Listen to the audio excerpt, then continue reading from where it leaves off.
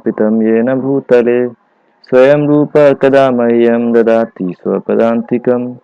वन्देऽहं श्रीगुरुः श्रीयुतापदकमलं श्रीगुरून् वैष्णवांश्च श्रीरूपं साग्रजातं सहगण रघुनाथान्वितं तं सजीवं साद्वैतं सावधूतं परिजनसहितं कृष्णचैतन्यदेवं श्रीराधा कृष्णपादान् सहगण ललिता श्रीविशाखान्वितांश्च। नमो विष्णुपादाय कृष्णप्रेष्ठाय भूतले श्रीमते भक्तिवेदांत स्वामिन् इति नामिने। नमस्ते सरस्वती देवे गौरवाणी प्रचारिणे निर्विशेष शून्यवादी पाश्चात्य देशतारिणे। नमो महावदन्याय कृष्ण प्रेम प्रदायते कृष्णाय कृष्ण चैतन्य नामिने गौरत्विषे नमः। हे कृष्ण करुणा सिंधु दीनबंधु जगत्पते गोपेश गोपिका कांत राधा कांत नमोस्तुते। तप्त कांचन गौरांगी राधे वृंदावनेश्वरी वृषभानुसुते देवी प्रणमामि हरिप्रिये। वाञ्छाकल्पतरुभ्यश्च कृपा सिन्धुभ्य एव च पतितानां पावनेभ्यो वैष्णवेभ्यो नमो नमः। जय श्री कृष्ण चैतन्य प्रभु नित्यानंद श्री अद्वैत गदाधर श्रीवासादि गौर भक्तवृंद।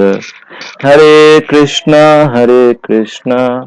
कृष्णा कृष्णा हरे हरे हरे राम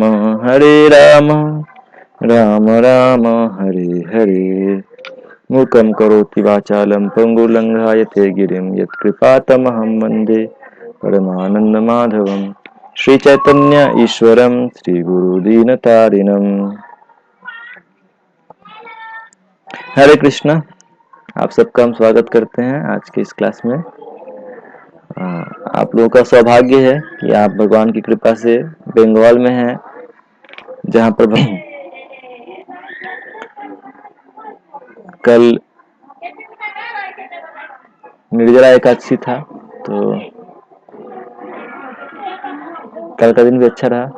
और अभी हम लोग फिर भक्ति रसामृत सिंधु जहाँ तक पढ़े थे उससे आगे कंटिन्यू करेंगे।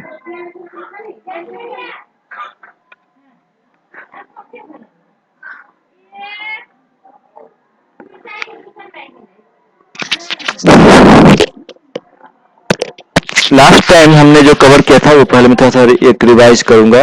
तो लास्ट वीक में हमने देखा था भागवतम की महिमा के बारे में हम लोग देख रहे थे।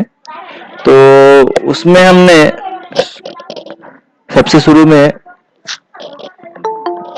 एक श्लोक आता है भागवतम का पहला स्कंद का पहला अध्याय का तीसरा श्लोक जो है, निगंब कल्प तरुर गलितम फलम शुक मुखात अमृत द्रव संयुतम पिबत भागवतम रसमालयम मुहुरहु रसिका भुवि भावुका।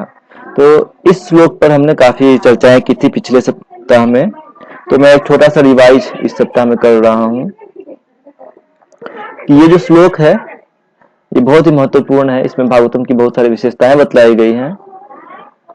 ये भागवतम जो है स्वयं कृष्ण का एक स्वरूप है, और ये भागवत का रस जिसके बारे में यहाँ पर बताया जा रहा है, तो इसके बारे में हमने देखा कि कैसे भागवत रस यानी कि यह भगवान, भागवत जो है वो भगवान से संबंधित या भगवान का है।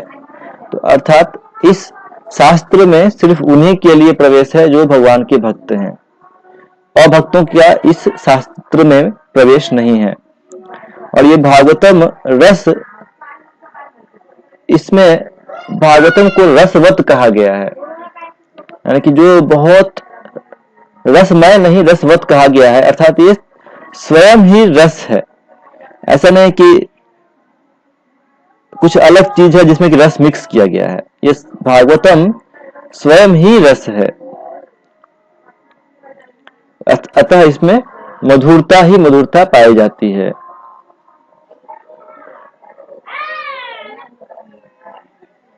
भागवतम बहुत ही विशेष है क्योंकि ये हमारा कृष्ण के साथ संबंध को पुनः स्थापित करता है। तो इस सेंस में भागवतम का जो रस है, ये भागवतम है, ये बहुत ही विशेष पुराण है।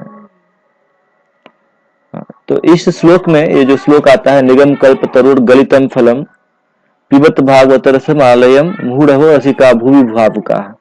तो हमने ये देखा कि जो रसिका किन के बारे में कहा गया है इस श्लोक में। तो रसिका अर्थात तो वो लोग जो भगवान के भक्त हैं और भगवान के रस को, यहाँ पर रस जो है वो स्वयं कृष्ण है, तो इसीलिए रसिका वो लोग हो गए जो भगवान के साथ में भक्ति के रस को एक्सचेंज करने में, उसको अनुभव करने में सक्षम है। तो ये भक्त रसिका कहे गए हैं। फिर इस श्लोक में निगम कल्पतरु, तो निगम कल्पतरु का अर्थ, वेदों को कल्पतरु कहा गया है, कल्पवृक्ष कहा गया है, इसके माध्यम से हम जो भी इच्छा है उसको पूर्ण कर सकते हैं। लेकिन भागवतम को इस कल्पतरु का गलितम फलम कहा गया है। तो गलितम फलम अर्थात यह पूर्ण रूप से वृक्ष में ही पका हुआ है। तो जो वृक्ष में पका हुआ फल होता है वो बहुत ही मधुर होता है। जो कच्चा तोड़ करके पकाया जाता है तो वो उतना मीठा नहीं रहेगा, लेकिन यदि कोई फल वृक्ष में ही पक जाए तो वो बहुत अधिक मधुर होता है। और वृक्ष में पकने के बाद में ऐसा नहीं कि वो पेड़ से नीचे गिर गया जमीन पे, उसको हाथों से तोड़ करके उसको एक एक करके हैंड टू हैंड नीचे गिराया गया है, वो डायरेक्टली ऊपर से नीचे नहीं गिरा है। अर्थात इस भागवत का संदेश आचार्यों के माध्यम से एक एक करके नीचे आया है। तो ये गलितम फलम, ये एक मधुर फल है जिसमें कि अन्य चीजें नहीं है। जो अन्य शास्त्र होते हैं तो अन्य शास्त्रों में धर्म अर्थ काम मोक्ष इत्यादि पाए जाते हैं। जैसे कि अन्य फलों में बीज भी रहता है, उसका छिलका भी रहता है और रस भी रहता है। लेकिन भागवतम एक ऐसा फल है जो गलितम फलम है, इसमें न तो बीज है न छिलका है, सिर्फ रस ही रस है। यानी कि इसमें कहने का मतलब क्या हुआ कि इसमें धर्म अर्थ काम मोक्ष इत्यादि नहीं पाया जाता है, सिर्फ और सिर्फ कृष्ण प्रेम का वर्णन है। और ये स्वयं ही पका हुआ है, यानी कि पूर्ण रूप से मधुर है और ये डायरेक्टली नीचे नहीं गिरा, हाथों के द्वारा गिरा नीचे आया है, अर्थात यह गुरु परंपरा के द्वारा नीचे आया है। इसलिए इसका संदेश अभी भी अक्षुण्ण है, एज इट इज है, उसमें कुछ गिरावट नहीं आया है। फिर सुख मुखात अर्थात सुखदेव गोस्वामी के मुख से श्रवित होने के कारण ये और भी अधिक मधुर हो गया है। और ये क्या है, ये रसमालयम है, रस का आलय है। तो आलय का हमने दो अर्थ देखा था। पहला अर्थ तो ये हो गया कि ये हमें ऐसा नहीं समझना चाहिए कि कोई भागवतम पढ़ेगा तो उसको भक्ति तो यहाँ मिल जाएगा लेकिन भौतिक संसार से मुक्ति नहीं मिलेगा।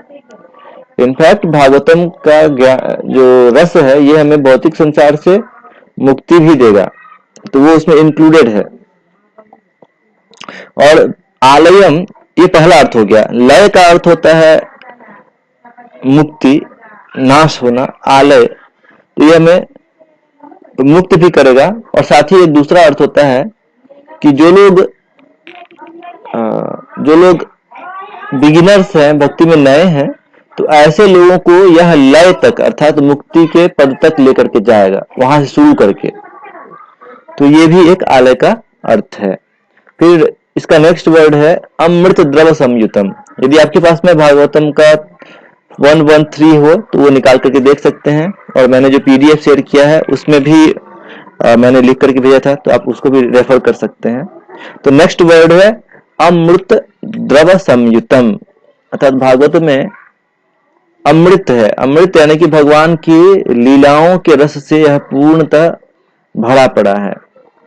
अमृत द्रव संयुतम पिबत भागवतम रसिका मुहु। तो इस तरह से नेक्स्ट वर्ड आता है पिबत, यानी कि इसको पियो। भागवत के रस को पीने का निर्देश दिया गया है। तो वास्तव में जो लोग भागवत के रस को पीने में एक्सपर्ट हो गए हैं, यानी कि जो लोग अनुभवी भक्त हैं, जो भक्ति में सिद्धि प्राप्त कर चुके हैं, तो उनको ये कहना नहीं पड़ेगा कि तुम इस रस को पियो, क्योंकि ऑलरेडी उनको भागवतम के रस में इतना आनंद मिलता है कि वो स्वयं ही जाकर के पिएंगे इसको। तो इसीलिए जब यहाँ पर ये निर्देश दिया गया है पिबत, पिबत शब्द का अर्थ होता है पियो, पीने का निर्देश है। तो ये निर्देश वास्तव में उनके लिए है जो कि जिन्हें भागवतम में उतना रस नहीं है, तो उनको ये एक निर्देश देकर कहा जा रहा है कि तुम इसको पियो, और जैसे जैसे तुम इस रस को पियोगे तो वैसे वैसे तुम्हारा इस भागवतम के प्रति जो रस है या उसको पढ़ने की जो रुचि है वो पुनः जाग जाएगी, और तब तुम आनंद से इसको पी सकोगे। यानी कि पिबत शब्द नए भक्तों के लिए निर्देश है।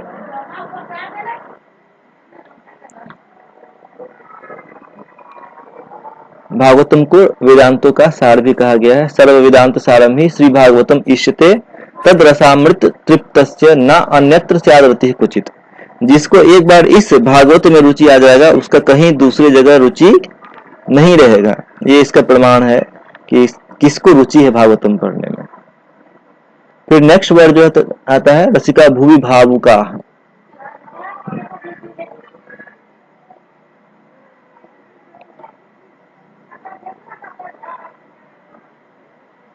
तो भावुका का अर्थ है कि वो जो लोग रस विशेष भावना चतुरा हैं, जो लोग रस को ग्रहण करने में बिल्कुल ही दक्ष हो गए हैं, वही इस भागवतम का वास्तव में आनंद ले सकते हैं भागवतम ग्रंथ का।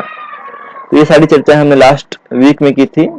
बेसिकली इस श्लोक निगम कल्प तरोड़ गलितम फलम शुक मुखात अमृत द्रव संयुतम पिबत भागवतम रसमालयम मूढ़ रसिका भूवि भावुका। इस श्लोक पर हमने लास्ट टाइम बेसिकली चर्चा किया था भागवतम के गुणगान में। तो हम लोग उससे अब आगे कंटिन्यू करते हैं भागवतम के गुणगान में, और क्या कहा गया है, क्यों भागवत को इतना महत्वपूर्ण अंग कहा गया भक्ति का। तो कभी कभी लोग सोचते हैं कि ये जो श्रीमद् भागवतम है ये सिर्फ परमहंसों के लिए है जो भक्ति में सिद्धि प्राप्त कर चुके हैं, और इसीलिए जो नए भक्त हैं उनको भागवतम नहीं पढ़ना चाहिए, ऐसे कुछ लोग बोलते हैं। तो क्या ऐसा है कि जो नए भक्त हैं उनको सिर्फ महाभारत या अन्य ग्रंथ पढ़ना चाहिए और भागवतम नहीं पढ़ना चाहिए? एक प्रश्न मन में उठ सकता है। और बहुत समय इस्कॉन के भक्त लोग ऐसा सोचते हैं कि भागवतम महान भक्तों के लिए है, जो शुरुआती भक्त हैं उनको भागवतम पढ़ने की जरूरत नहीं है। तो यदि आप इस्कॉन का इतिहास देखेंगे, श्रील प्रभुपाद जब भारत से अमेरिका गए थे तो वो अपने साथ में कौन सा ग्रंथ लेकर के गए थे? एकमात्र ग्रंथ जो अपने साथ में लेकर गए थे तो वो श्रीमद् भागवतम का फर्स्ट कैंटो था, प्रथम स्कंध था, जिसको लेकर के वो अमेरिका गए थे। और वो रास्ते में भी इसको बांट रहे थे, और वहां जाने के बाद में भी इस ग्रंथ को लोगों को बांटते थे, इस ग्रंथ को डिस्ट्रीब्यूट करते थे। तो यदि प्रभुपाद चाहते कि इस ग्रंथ को सिर्फ पुराने भक्त पढ़ें, तो निश्चय ही अमेरिका में उस समय कोई पुराना भक्त नहीं था, वास्तव में उस समय अमेरिका में कोई भक्त नहीं था। तो प्रभुपाद जिन लोगों को ये ग्रंथ दे रहे थे वो निश्चय ही भक्ति में बिल्कुल ही नए थे, जो लोग भक्ति के बारे में कुछ भी नहीं जानते थे, और प्रभुपाद चाहते थे कि ऐसे लोग भी इस भागवतम को पढ़ें। तो इस पॉइंट से भी ये बिल्कुल क्लियर हो जाता है कि भागवतम कौन पढ़ेगा, इसके बारे में प्रभुपाद का मूड ये नहीं था कि सिर्फ पुराने भक्त इसको पढ़ेंगे। अब चलते हैं, यदि हम व्यासदेव का मूड देखते हैं और अन्य जो वक्ता हुए हैं भागवतम के उनका मूड देखते हैं कि उन्होंने इसको किस के लिए कहा, किस प्रकार के ऑडियंस के लिए कहा।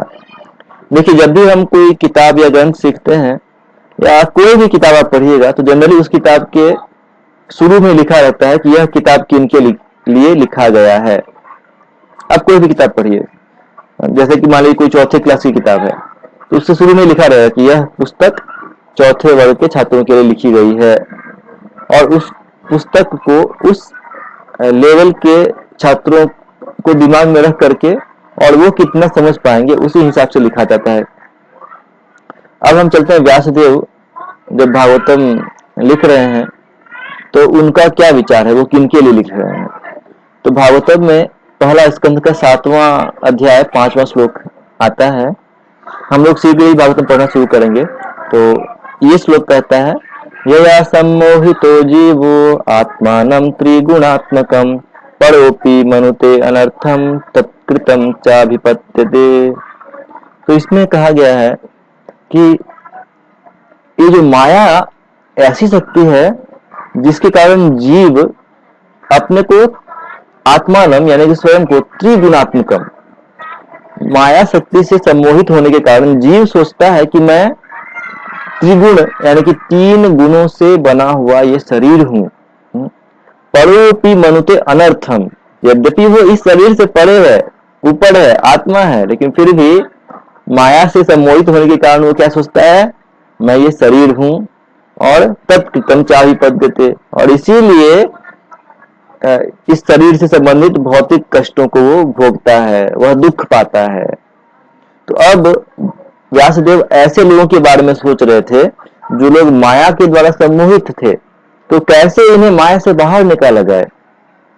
तो इसके उपाय में वो फिर अगला सुख आता है, अनर्थोपशमं साक्षात् भक्ति योगम अधोक्षजे लोकस्याजानतो विद्वांस चक्रे सात्वत संहिताम। जब व्यासदेव को जब भगवान का दर्शन हुआ तो वो समझ गए कि जो भक्ति योग है भगवान का, ये इतना प्रभावशाली है कि वह इस अनर्थ को नष्ट करने में पूर्ण रूप से सक्षम है। और इसीलिए अनर्थ को नष्ट करने के विचार से उन्होंने इस सात्वत संहिता यानी कि भागवत की रचना की थी। तो स्पष्ट है कि ये जो अनर्थ, जिस अनर्थ की यहाँ पर बात की जा रही है, वो अनर्थ कौन सा अनर्थ है, पिछले श्लोक वाला अनर्थ, जहां पर कहा गया था कि माया के कारण मोहित होकर के जीव अपने आप को शरीर मानता है। तो ये जो अनर्थ है, इससे मुक्ति दिलाने के लिए ऐसे जीवों को भागवतम की रचना श्रील व्यासदेव ने की थी। ये व्यासदेव का उद्देश्य था भागवतम को लिखने के लिए। अब हम देखते हैं सुखदेव गोस्वामी, वो जब भागवतम कहते हैं तो वो किस उद्देश्य से कह रहे हैं। तो ये एक श्लोक आता है, यह स्वानुभावमखिल श्रुतिसारमेकम अध्यात्मदीपमतितीर्षतां तमोन्धम संसारिणां करुणयाः पुराण गुह्यम तम व्याससूनुमुपयामि गुरुं मुनीनां।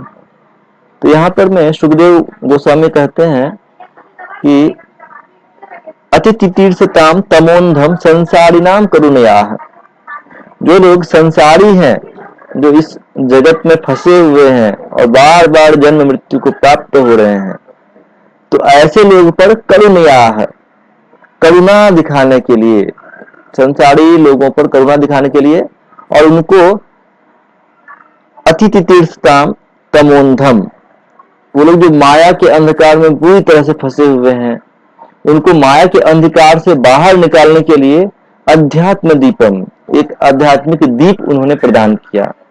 और इसलिए वो भागवतम कह रहे हैं। ये भागवतम जो है संसारी लोगों को घने अंधकार से बाहर निकलने के लिए एक दीप के समान कार्य करेगा और उन्हें वहां से बाहर निकलने में मदद करेगा। तो यदि आप सुखदेव गोस्वामी का उद्देश्य देखेंगे भागवतम कहने के लिए, तो उसमें भी स्पष्ट है कि उन्होंने भी इस ग्रंथ को संसारी लोगों के लिए ही कहा है। ऐसा नहीं कि वो सिर्फ परमहंस पढ़ेंगे, यह उद्देश्य से भागवतम कह रहे हैं। अब हम चलते हैं, एक अन्य जो वक्ता आते हैं भागवतम के, भागवतम में, वो है मैत्रेय ऋषि। तो जब मैत्रेय ऋषि भागवतम कहते हैं तो एक श्लोक में वो कहते हैं, सोहम नृणाम क्षुल्ल सुखाय दुःखम महद्गतानां विरमाय तस्य प्रवर्तये भागवतम पुराणम यदा साक्षात् भगवान ऋषिभ्यः। तो वो कहते हैं कि मैं अहम प्रवर्तये भागवतम पुराणम, अभी मैं इस भागवत पुराण को कहने के लिए जा रहा हूँ, जिसको कि यदा साक्षात भगवान ऋषिभ्य है, जिसको साक्षात भगवान ने ऋषियों को कहा था।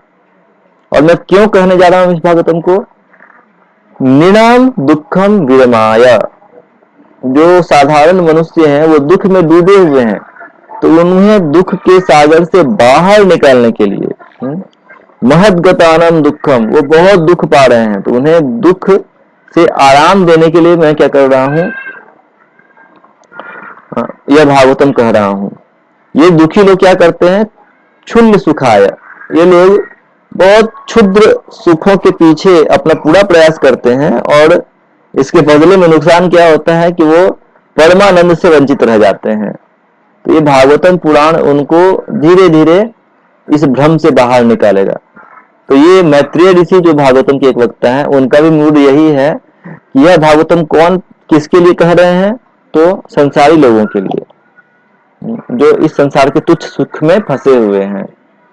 अब यदि हम भागवतम के एक अन्य वक्ता जो नारद मुनि ने, हम जानते हैं कि कैसे इस भागवतम को व्यासदेव को कहा था, तो नारद मुनि का क्या मूड है भागवतम के बारे में, तो हम देखते हैं इस श्लोक में, विचक्षणोऽस्यार्हति वेदितुं विभोर अनंत परास्य निवृत्तः सुखम प्रवर्तमानस्य गुणैर अनात्मनस्ततो भवान दर्शय चेष्टितम विभोः। तो इस श्लोक में वो कहते हैं जो विचक्षण, जो बुद्धिमान है, वो लोग निवृत्ति है,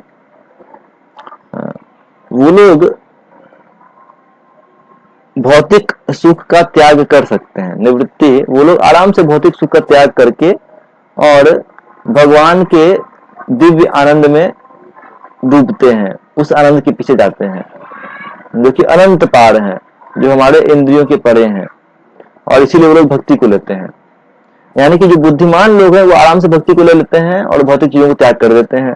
लेकिन जो लोग बुद्धिमान नहीं है, ऐसे लोग अनात्मन, जो बुद्धिमान नहीं है, ऐसे लोग क्या होता है, तो ये लोग भौतिक गुणों द्वारा प्रभावित रहते हैं। गुणैः प्रवर्तमानस्य, वो गुणों के द्वारा प्रभावित होकर के यहाँ वहां भटकते रहते हैं। तो उनको भक्ति में लाने के लिए, उनको भक्ति में आने के लिए मदद करने के लिए मैं इस भागवतम में भगवान की लीलाओं को कह रहा हूँ। ततो भवान दर्शय विभोः चेष्टितम। यानी कि नारद मुनि भी व्यासदेव को यही कहते हैं कि ये जो मैं भागवतम आपको कह रहा हूँ, इसका उद्देश्य है जो लोग त्रिगुण में फंसे हुए हैं, तीन गुणों में फंसे हुए हैं, उन्हें कैसे वहां से बाहर निकाला जाए। और वो व्यासदेव को कहते हैं कि आप जब भागवतम बताएंगे दूसरों को, तो किस भाव ने बताना है, उसका भाव क्या होना चाहिए। तो वो उनको उपदेश देते हैं, एतद्ध्यातुर चित्तानां मात्रा स्पर्शेच्छया मुहुः भव सिंधु प्लवो दृष्टो हरिचर्यानुवर्णनम। तो वो कहते हैं कि ये मेरा साक्षात डायरेक्ट अनुभव है, साक्षात अनुभव है कि जो लोग मुहुः आतुर चित्ता नाम, सदैव चिंता में पड़े हुए हैं, कांस्टेंट, मुहुः मतलब नित्य, हमेशा ही चिंता में पड़े रहते हैं, अलग अलग दुखों से, चिंता से, व्यग्र से वो लोग परेशान रहते हैं। क्यों वो लोग चिंता में रहते हैं? मात्रा स्पर्श इच्छया, क्योंकि वो लोग इस संसार में अपने इंद्रियों के माध्यम से भोग करना चाहते हैं और यही उनकी चिंता और दुख का कारण होता है। लेकिन ऐसे लोगों को यदि इस भागवतम का लीलाओं का वर्णन किया जाए, हरि चर्यानुवर्णनम, यदि हरि भगवान हरि की लीलाओं का वर्णन किया जाए तो क्या होगा? भव सिंधु प्लव, यह उनके लिए, उन्हें इस संसार से बाहर निकालने के लिए एक नौका की तरह कार्य करेगा। भव सिंधु प्लव। तो नारद मुनि का भी भाव यही है कि वो दुखी लोगों को दुख से बाहर निकालने के लिए एक उपाय देते हैं इस भागवतम ग्रंथ के रूप में। इस प्रकार से हम देखते हैं कि नारद, व्यास, मैत्रेय, सुखदेव गोस्वामी, इन सभी ने परमहंसों को दिमाग में रखकर के भागवतम नहीं लिखा है। बद्ध जीवात्माओं को माया से बाहर निकाल करके भगवान की भक्ति के रास्ते में अग्रसर करने के लिए भागवतम कहा या लिखा है। तो इसीलिए हमें इस गलत अवधारणा को मन से निकाल देना चाहिए कि यह भागवतम जो है यह सिर्फ परमहंसों के लिए है, नए भक्तों के लिए नहीं है। यह कहना आधारहीन होता है। अब यहाँ पर कुछ भक्त प्रश्न कर सकते हैं कि यदि ऐसी बात है तो भागवतम के जो दूसरा श्लोक है, पहला स्कंद पहला अध्याय का दूसरा श्लोक, उसमें कहा गया है, धर्म प्रोज्झित कैतवो अत्र परमो निर्मत्सरा नाम सताम वेद्यम वास्तवमत्र वस्तु शिवदम तापत्रयोन्मूलनम श्रीमद्भागवते महामुनि कृते किं वा परैरीश्वरः सद्यो हृदय अवरुध्यते अत्र कृतिभिः शुश्रूषुभिस्तत्क्षणात्। तो यहाँ पर मैं आप देखेंगे एक शब्द आ रहा है परमो निर्मत्सराणाम सताम, अर्थात भागवत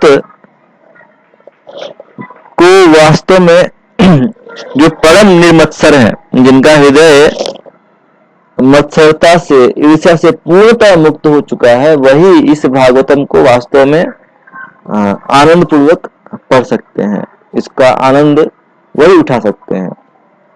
तो एक प्रश्न उठ सकता है कि क्या ये यह दर्शाता है कि भागवतम सिर्फ परमहंस लोग ही पढ़ सकते हैं? क्योंकि सिर्फ परमहंस का हृदय ही सभी प्रकार के ईर्ष्या से मुक्त होता है। जो भी व्यक्ति परमहंस नहीं है, उनके हृदय में निश्चय ही किसी न किसी के लिए ईर्ष्या रहेगा।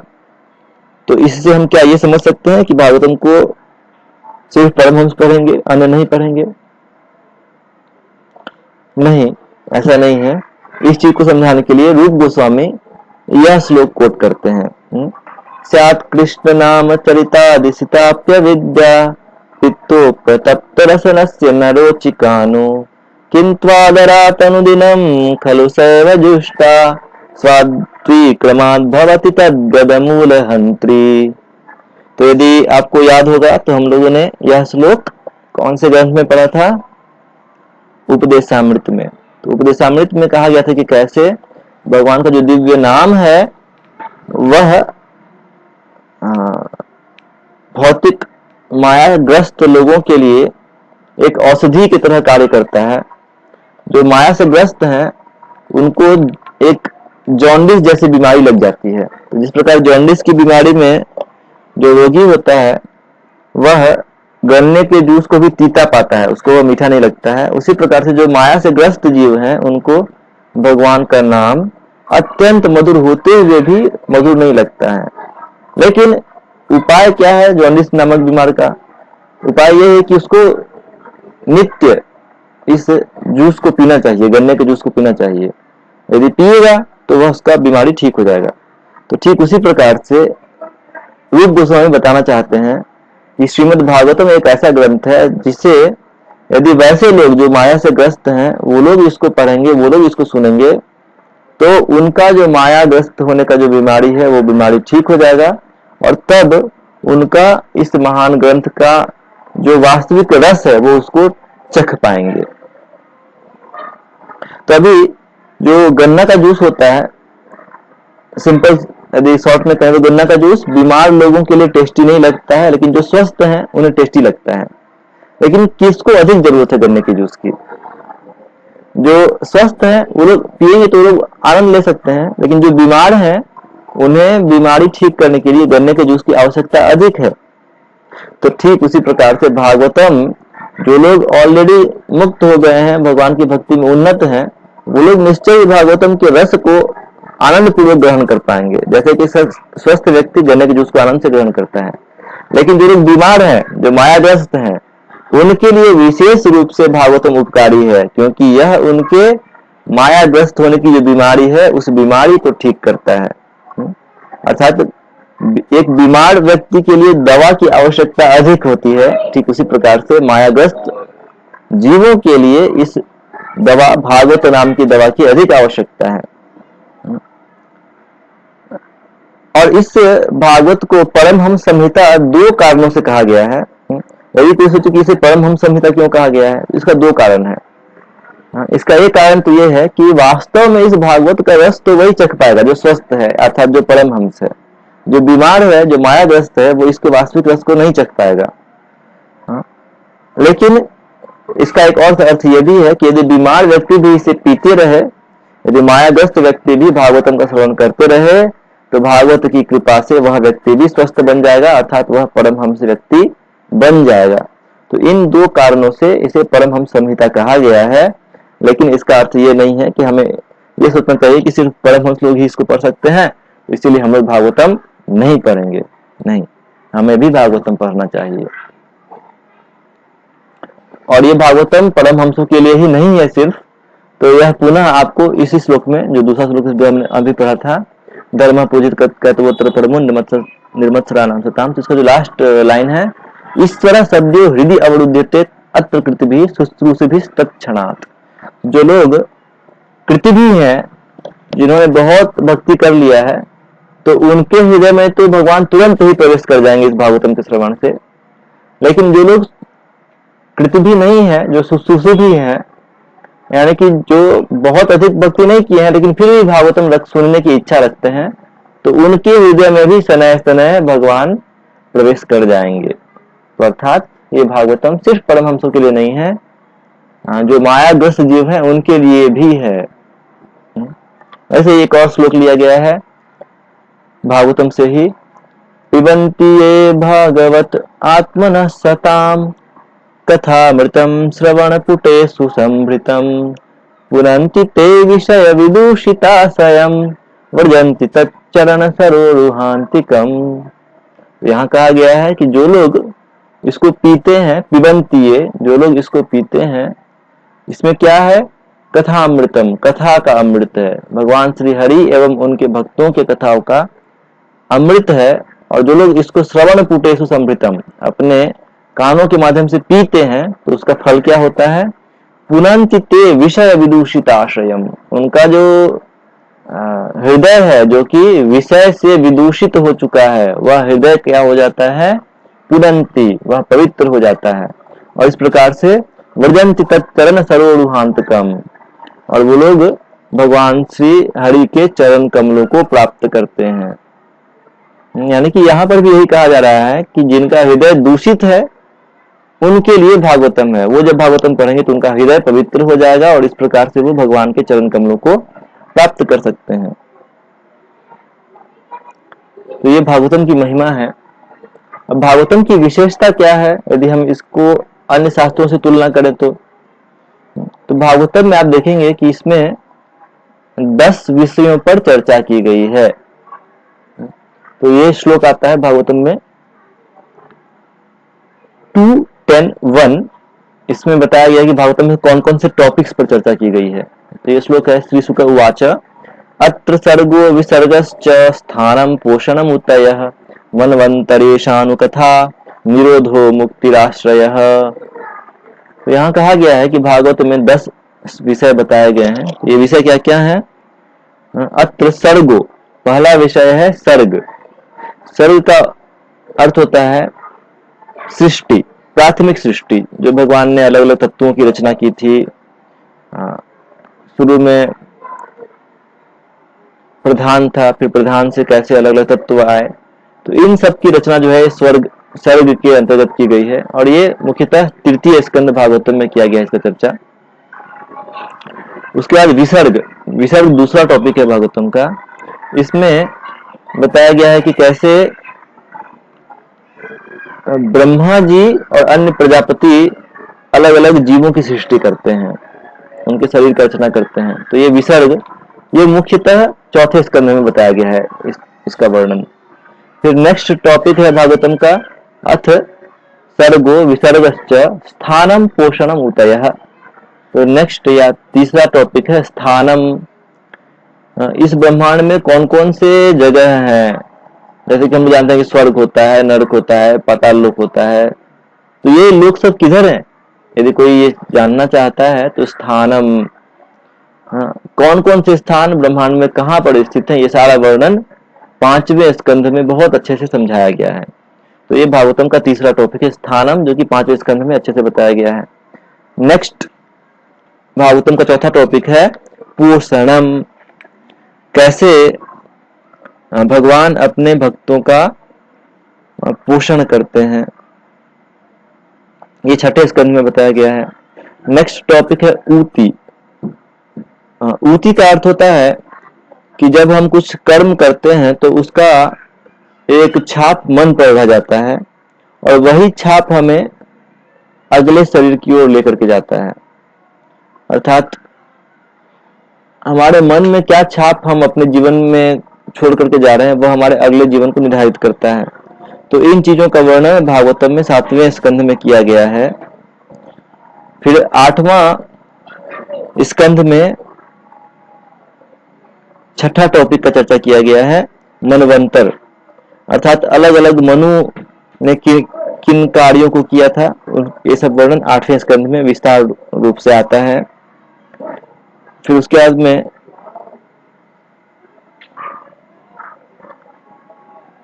7वां टॉपिक है ईशानु कथा।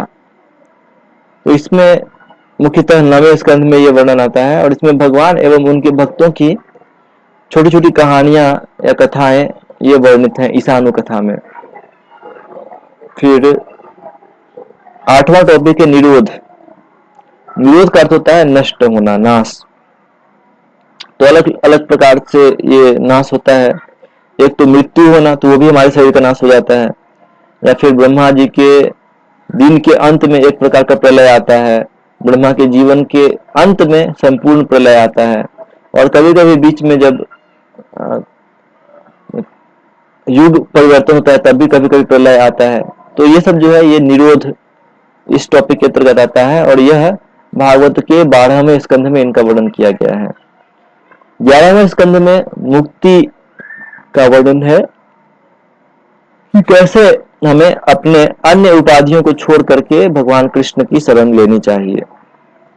तो विशेष रूप से नवयुगेंद्र और निमि के बीच में संवाद और कृष्ण और उद्धव के बीच में संवाद, जो कि भागवत के 11वें स्कंध में आता है, इसमें 9वां टॉपिक यानी मुक्ति का वर्णन है। और जो 10वां टॉपिक है भागवतम का आश्रय है, यह मुख्यतः भगवान कृष्ण के बारे में वर्णन है। ये 10वें स्कंध में आता है। तो ये भागवतम में जिन टॉपिक्स का वर्णन है ये यहाँ पर बताया गया है। तो प्रायः अनेक पुराणों में ये 10 विषय मिल जाते हैं। तो प्रश्न उठेगा कि यदि सभी पुराण में कहीं ना कहीं कुछ ना कुछ टॉपिक मिल ही जाते हैं तो फिर भागवतम की विशेषता क्या है? तो इसका विशेषता के बारे में बताया गया है भागवतम में ही। दशमस्य विशुद्ध्यर्थम नवानाम इह लक्षणम वर्णयन्ति महात्मानः श्रुतेनार्थेन चांजसा। यहाँ कहा गया है कि जो महान भक्त में भगवान के महात्मनः वर्णयन्ति अंजसा, वो सम्यक रूप से वर्णन करते हैं नवानाम इह लक्षणम। जो 9 लक्षण हैं वो भागवतम में इस प्रकार से वर्णन किया गया है जिससे कि दशमस्य विशुद्धि अर्थम, जिससे कि 10वें लक्षण को सम्यक रूप से दिया जा सके। श्रुतेन च अर्थेन च, इसमें शास्त्र और कहानियों के माध्यम से समझाया गया है किस चीज को, दशमस्य विशुद्धि अर्थम।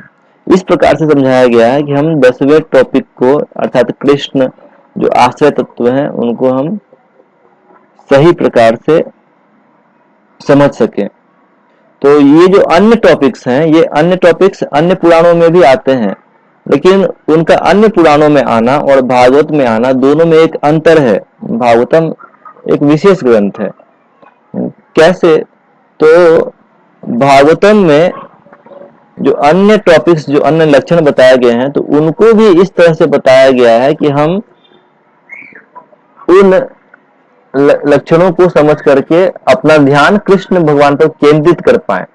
हम ये समझ पाए कि वास्तव में हमारा जीवन कृष्ण के समर्पण के लिए ही बना है, कृष्ण के प्रति समर्पण के लिए ही बना है, उन पर हम अपना ध्यान पूरा केंद्रित कर पाए। जैसे एक उदाहरण देते हैं कि जब आप भगवान का दर्शन करने के लिए मंदिर में जाते हैं तो आप देखेंगे कि मंदिर में कुछ फोकस लाइट रहते हैं। कभी कभी ये छुपा करके लगाए जाते हैं, आपको दिखता भी नहीं है, लेकिन मंदिरों में आपके दर्शन को सुविधा देने के लिए कुछ फोकस लाइट्स रहते हैं। तो ये फोकस लाइट क्या करते हैं, जब आप मंदिर में जाएंगे तो आपको ध्यान जो है वो आपका भगवान के ऊपर में जाएगा, श्री राधा कृष्ण के सुंदर विग्रहों पर जाएगा। वो लाइट को इस तरह से फोकस किया जाता है भगवान के ऊपर में, ताकि हमारा ध्यान अन्य चीजों पर न जाए। अब जहां तक भगवान की सुंदरता का प्रश्न है, तो भगवान तो सुंदर है ही, वो पहले से ही सुंदर है, लेकिन ये जो फोकस लाइट है ये हम किस प्रकार से भगवान की सुंदरता को सराह सकें उसमें ये हमें मदद करता है। ऐसा नहीं कि फोकल लाइट भगवान को सुंदर बना देता है, भगवान पहले से ही सुंदर है, लेकिन ये फोकस लाइट हमें मदद करता है कि कैसे हम भगवान की सुंदरता को निहार सकें, उसको सराह सकें। तो वैसे ही भागवतम में यद्यपि अन्य 9 टॉपिक्स भी आते हैं, लेकिन उनको इस प्रकार से वर्णित किया गया है भागवतम में कि हमारा कृष्ण भगवान के प्रति सराहना, उनके प्रति जो फोकस है वो बढ़ जाए, और तब हम जब 10वां स्कंद पढ़ें तो हम उसे ध्यान से पढ़ पाए, उनका हमारा ध्यान पूरा भगवान के ऊपर में केंद्रित हो।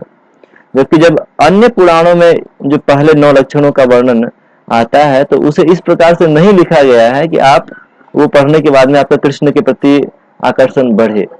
तो ये अंतर है भागवतम में जब 9 लक्षणों का वर्णन आता है और अन्य पुराणों में जब 9 लक्षणों का वर्णन आता है उनमें। अभी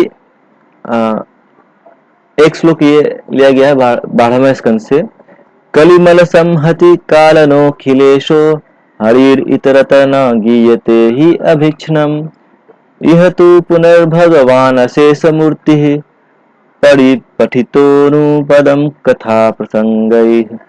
यहाँ कहा गया है कि हरि वो कौन है? हरि अखिल ईश है, वो सभी जीवों के परमात्मा है, अखिल ईश है, वो ब्रह्मांड के विराट रूप का एक आत्मा है। हरि अखिल ईश सबके ईश्वर हैं, और वो क्या करते हैं? कलिमल संहति कालनः, वो कलयुग में सबके जो मल है, पाप है, उसको वो हर लेते हैं। लेकिन इतरत न गीयते ही अभिक्षणशम, उनका गुणगान अन्यत्र इतना अच्छा तरीके से नहीं किया गया है। लेकिन इन भगवान श्री हरि का अशेष मूर्ति है, अशेष रूपों का वर्णन इस भागवतम में जब किया गया है तो ऐसे किया गया है, वो पुनः परिपठितो अनुपदम कथा प्रसंग। इस भागवतम में उनका हर श्लोक में वर्णन किया गया है।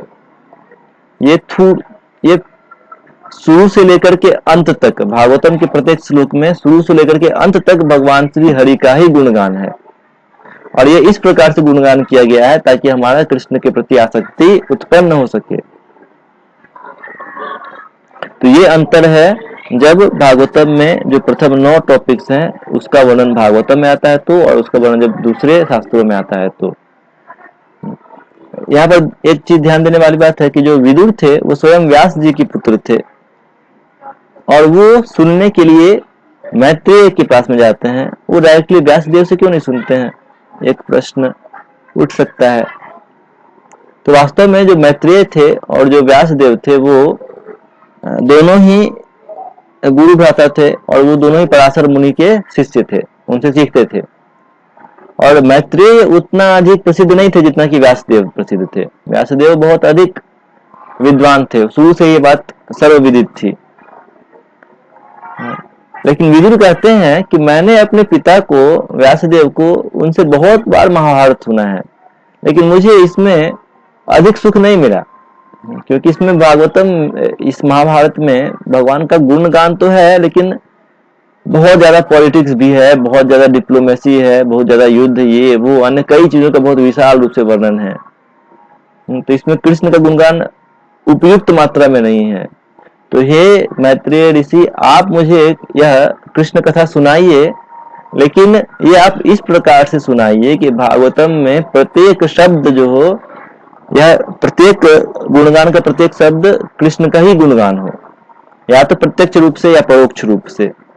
कुछ लोग डायरेक्टली कृष्ण के गुणगान में है, और कभी कभी कुछ लोग जो है वो डायरेक्टली कृष्ण का गुणगान न भी हो, लेकिन उन्हें ऐसे बताया गया है ताकि हमारा कृष्ण के प्रति आकर्षण बढ़े। मैं एक उदाहरण देता हूँ। जैसे कि जब आप भागवतम में 5वां स्कंद पढ़ेंगे, तो 5वां स्कंद भागवतम का, उसका एक बहुत बड़ा भाग जो है वो समझ लीजिए कि ब्रह्मांड का जियोग्राफी समझ लीजिए आप।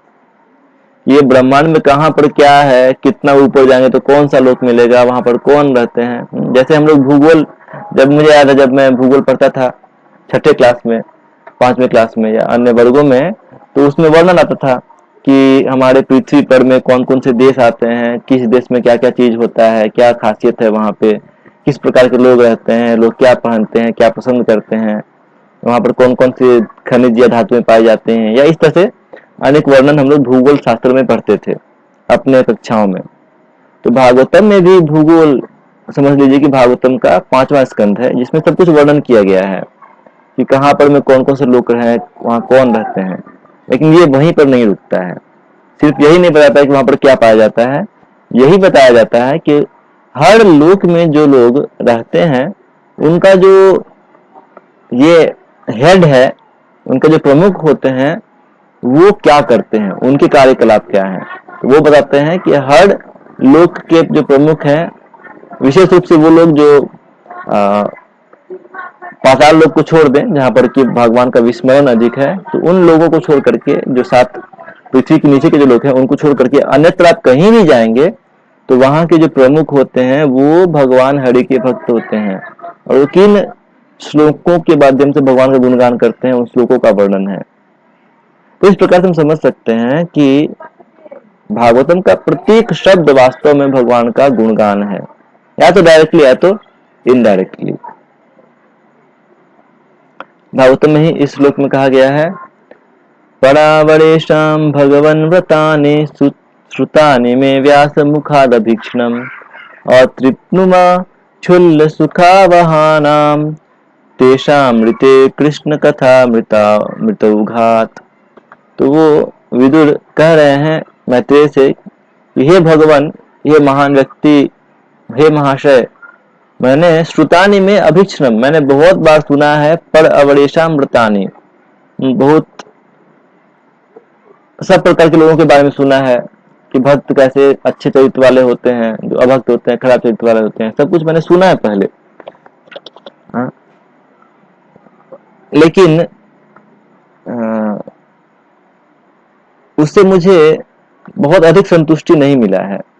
क्यों? क्योंकि उसमें भगवान कृष्ण के मधुर लीलाओं का बहुत कम वर्णन मिलता है और अन्य चीजें बहुत अधिक हैं।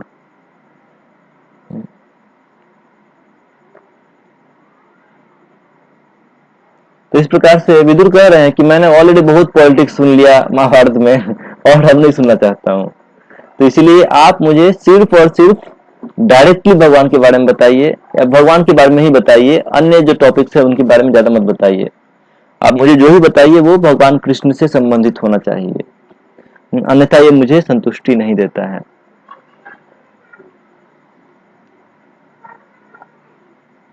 तो जिस प्रकार से अग्नि में कितना भी आप लकड़ी डाल दीजिए वो कभी संतुष्ट नहीं होता है, तो ठीक उसी प्रकार से एक शुद्ध भक्त भगवान का जो होता है, उसे आप कितना भी कृष्ण कथा सुना दीजिए, उसे और सुनने की इच्छा रहती है भगवान की कथाओं के बारे में।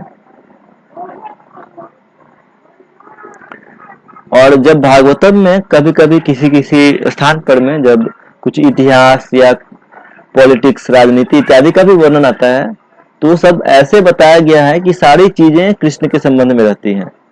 तो इसीलिए उसका परिणाम ये निकलता है कि यद्यपि हम पॉलिटिक्स पढ़ते हैं, लेकिन चूंकि ये कृष्ण के संबंध में है तो हमारा कृष्ण के प्रति आसक्ति फाइनली बढ़ता है। भागवतम का हर श्लोक हमारा कृष्ण का आसक्ति बढ़ाने के लिए है। तो एक उदाहरण देते हैं, जैसे कि मान लीजिए कि कोई भक्त है, जैसे मान लीजिए कि मेरा रूम जो है, तो मेरा रूम से मंदिर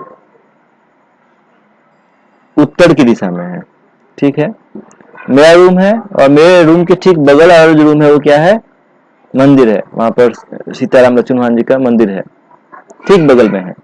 लेकिन यदि मैं अपने रूम से मंदिर जाना चाहता हूं, तो मैं यदि अपने रूम से डायरेक्टली उत्तर दिशा की ओर चलना शुरू करूंगा तो क्या होगा, मैं पहुंच नहीं पाऊंगा। क्यों? क्योंकि बीच में क्या है, एक दीवार है। तो जब तक मैं उस दीवार को क्रॉस नहीं करूंगा तब तक मंदिर में नहीं पहुंच सकता हूं, और दीवार को क्रॉस करना मेरे लिए संभव नहीं है। तो अर्थात यदि मैं डायरेक्टली उत्तर दिशा की ओर जाऊं तो मैं मंदिर नहीं पहुंच पाऊंगा। इसलिए यदि मैं मंदिर जाना चाहूं तो मुझे कैसे जाना पड़ेगा, तो मुझे अपने मंदिर जाने के लिए पहले तो पूरब की ओर चलना पड़ेगा। पूरब में गेट है, गेट खोल करके मैं बाहर जाऊंगा, उसके बाद में यदि मैं उत्तर की ओर जाऊंगा तब मुझे भगवान का दर्शन मिलेगा। ठीक उसी प्रकार कभी कभी ऐसा भी हो सकता है कि एक व्यक्ति यदि मंदिर जाना चाहे तो पहले हो सकता है कि मंदिर उसके घर से पूरब की दिशा में हो, लेकिन फिर भी उसे मंदिर जाने के लिए पहले कुछ देर हो सकता है कि पश्चिम दिशा में जाना पड़े, फिर उसको एक दूसरा रोड मिलेगा और वो उस रोड से होते हुए जब तीसरे रोड में जाएगा तब जाकर के उसको मंदिर पहुंचेगा। यानी कि यद्यपि गंतव्य पूर्व दिशा में है, लेकिन उस वहां तक पहुंचने के लिए कभी कभी पश्चिम में भी चलना पड़ सकता है। तो ठीक उसी प्रकार से भागवतम में भी राजनीति इत्यादि है, पर ये सब कुछ कृष्ण के संबंध में है।